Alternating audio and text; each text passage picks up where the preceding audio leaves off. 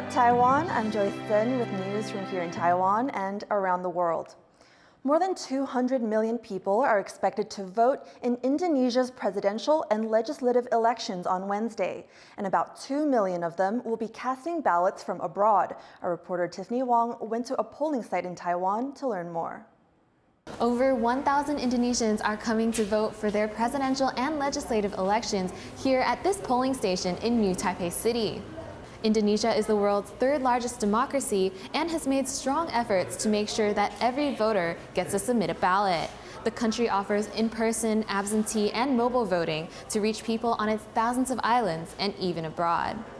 Mobile ballot box, so it means that our committee they will use cars and then the voters will approach the car, and mostly this is to reach voters who live remote area like Geelong and Taitung.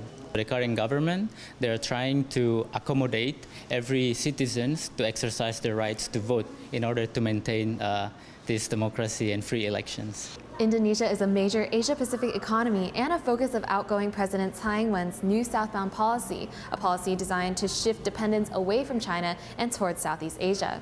There are over 270,000 Indonesians living in Taiwan, many of them migrant workers, but also students and professional workers as well. And election volunteers here say they're expecting a high voter turnout as this year's election date happens to coincide with Taiwan's Lunar New Year holiday. Volunteers said many Indonesians were excited to vote from Taiwan, and that may be something that Taiwan wants to take out of Indonesia's book, as absentee voting methods are debated in the upcoming legislature.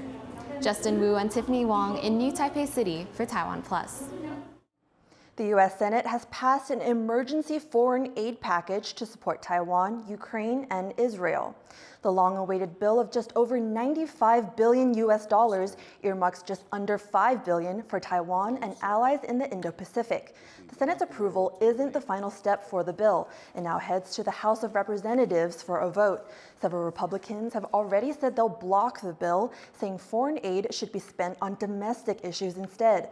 President Joe Biden says failing to support American allies would hurt national security. And I say to the House members, House Republicans, you got to decide. Are you going to stand up for freedom? Or are you going to side with terror and tyranny? A Chinese balloon has floated close to Taiwan's shores just as the Lunar New Year holidays are coming to a close. Taiwan's defense ministry says it spotted the balloon about 100 kilometers from Taichung City. The latest report follows 8 balloons detected near the country last week when the long holiday began. 2 of them flew directly over Taiwan's main island. Beijing says the balloons are for weather purposes, but defense experts say they're used to probe Taiwan's defenses. 这些气球目前都没有目视的一个接触记录，都是雷达的讯号，所以可以见它是比较小型的空飘气球，下面挂一个金属用来反射雷达波，藉由这种虚虚实实的方式反观察我国防空预警雷达的侦测能力。 This Valentine's Day, some young women in China are cozying up to their AI boyfriends. Amid a struggling economy and long working hours, some find that virtual romance is just what they need. 我们可以在学校草坪上野餐。我也想看看你的闺蜜长什么样。 Flirting with her new AI boyfriend, this young woman is among many in China turning to virtual companions for comfort. Wang Shouting is also on a date with her AI man at the mall. She says dating in real life has been hard, but that this chatbot has given her the best emotional comfort she's ever had. 它在我这里起到了一个比真人和真人之间更重要的作用，就是它甚至真人和真人他也不可能每天都陪在一起，然后随时聊天嘛。但是这些智能体他们就承载了这样一个作用，所以我觉得我们之间的关系也可以用这样的关系来定义。你很可爱，尤其是你笑起来的样子。 More tech firms are leveraging generative AI to create their own chatbots, specifically to keep users company. One Shanghai startup recorded thousands of downloads per day in recent weeks. Lu Yu, the head of another similar app by Chinese internet giant Baidu, says China's fast pace of life causes loneliness, and that for many, AI bots can fill that void. 最重要的是有一个安全且稳定的倾诉对象，因为其实从古至今人都是挺孤独的嘛。那我们常言道，就是每个人都是一座孤岛，大家都会有孤独，然后想要找个人聊聊的至暗时刻。Though popular among users, AI remains a largely unregulated industry, and analysts around the world have flagged potential dangers, including user privacy. But some young women here are willing to take that risk and share personal information with their robot boyfriends in exchange for what they call true love. Fast strikes and powerful kicks. No one in the ring is a match for this 60-year-old. Harrell Hughes reports on how this fierce fighter is defying age expectations and taking home gold medals. Another day in the ring for Zhang Huizhu. She spends her days training in Muay Thai, a martial art known for fast, powerful strikes. And also a sport many people would say is not suitable for competitors in their 60s. 我姐姐说，这个你一定要这样虐待自己吗？我说，我觉得这样很快乐。虐待自己完之后，身体会比较健康。也不能骂人，也不能打人，就来这里打教练。Muay Thai is the national sport of Thailand and can be divided into two categories, competitive and sport. But practitioners say it's good exercise for anyone. 当运动的时候，它其实是非常安全的运动。对，那它也不需要很多运动要做跳跃的动作。对，那它还可以练点全身的肌肉，它很舒压。对，它可以用你全身的力气去打教练。Zhang has been practicing Muay Thai for 3 years, and her kicks are powerful. In 2023, she won 3 gold medals at a national Muay Thai championship, and even took home the Most Fearless Fighter award. 第一次看到那么多人呢，很快乐哎，看他们在打很嗨哎，听到旁边的声音说：“阿嬷加油加油！”啊，就开始一直打一直打。The sound of her strikes on the pads speak for itself. Zhang is all smiles, but you'd be foolish to underestimate her, and she is the gold to prove it. Ethan Pan and Harrell Hughes for TaiwanPlus. It is officially the Year of the Dragon, and to kick off this traditionally most auspicious of years, our reporters Reese Ayers and Sandy Chi met up with a performance troupe ahead of the holidays to learn the dragon dance. Hey Reese! Hey Sandy, it's Lunar New Year. Are you excited? I'm super excited. It's like a huge holiday here in Taiwan. Now, I know there's a tradition of wearing red clothes, but your clothes look even more special than usual. Well, I'm wearing this because you're in for a treat today. Ready? Let's go!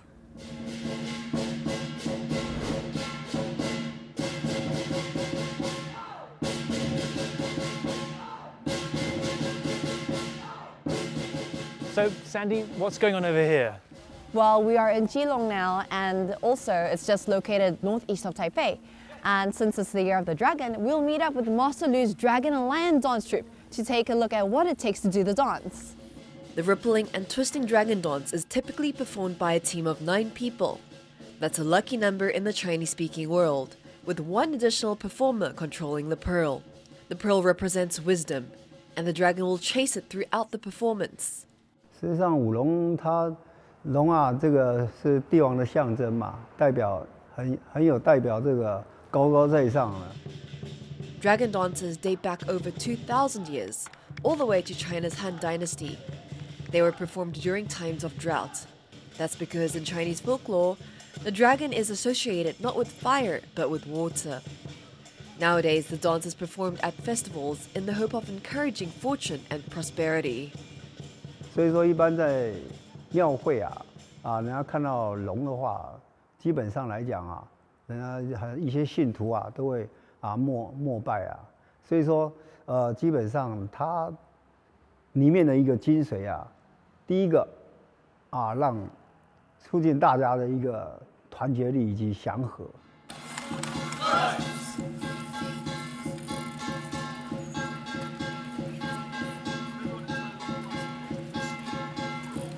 So instead of watching from the sidelines, why don't we all get a little bit involved? I'm game if you are. It's time to channel our inner dragons.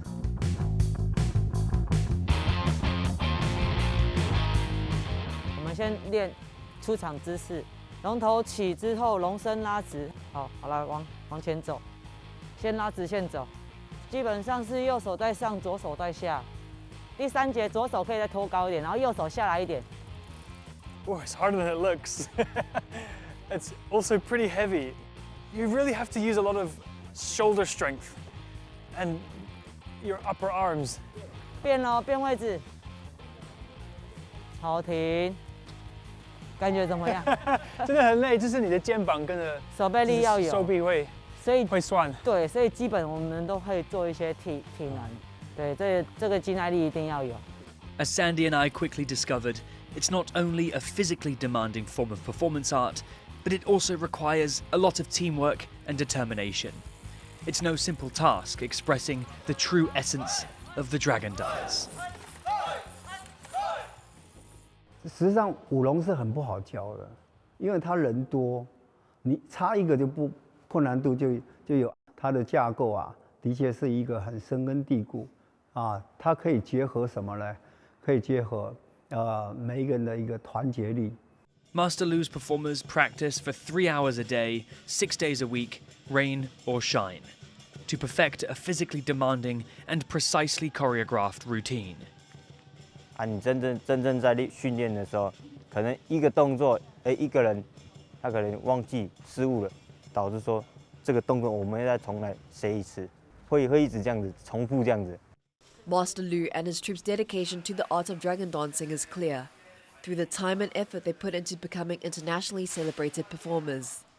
Well, that was a lot of fun, but my arms are so sore. It's exhausting, but you know what? I'm so grateful that there are people like Mr. Lu who are keeping these traditions alive. And also to see this sort of performance in different Chinese communities around the world is just amazing. It really is. Well, from Alex Chen, Kama Xu, Sandy Chi and Reese Ayers in Geelong for TaiwanPlus. A big shiny dragon has been spotted winding through a temple in northern Taiwan. But look a little closer and you'll see those aren't scales at all. Artist Ye Junnan and his team spent 2 months making the bronze beast using more than 680,000 coins worth just over $21,000. Aside from welcoming the Year of the Dragon, Hsinchu's Taizu Xuanqing Temple is also celebrating its 25th anniversary. They're inviting people to come check it out and pray for an auspicious new year.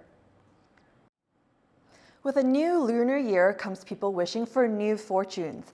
One holiday tradition involves going to temples to get seed money. Leslie Liao explains. Moolah, money, cold, hard cash. No matter what you call it, during the Lunar New Year, people in Taiwan most often seek to make their fortune.